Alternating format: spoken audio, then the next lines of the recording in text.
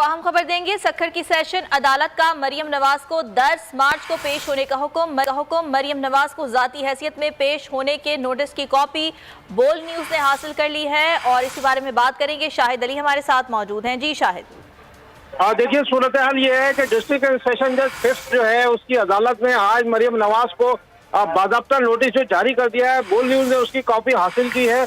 मरियम नवाज को 10 मार्च को इन अदालत में पेश करने का हुक्म दिया गया है। इसके साथ साथ deputy director FIA Sukkur, SSP Sukkur, DSP Sukkur और इसके साथ साथ इंचार्ज साइबर क्राइम सेल जो है FIA का, उसको भी जो है बुलाया गया है।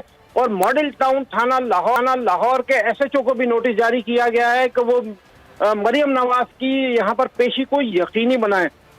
ये जो आईनी दरखास्त है ये PTI के जिला सदर जहीर बाबर ने दाखिल की थी और इस अदालत में जो ये केस दायर किया गया था उसमें ये प्ली अख्तियार की गई थी, ये मौकम अख्तियार किया गया था कि मरियम नवाज जो है पब्लिक मीटिंग्स में, जलसों में जो है वो ब्यूरो हेड सक्खर शाहिद अली, बहुत शुक्रिया आपका।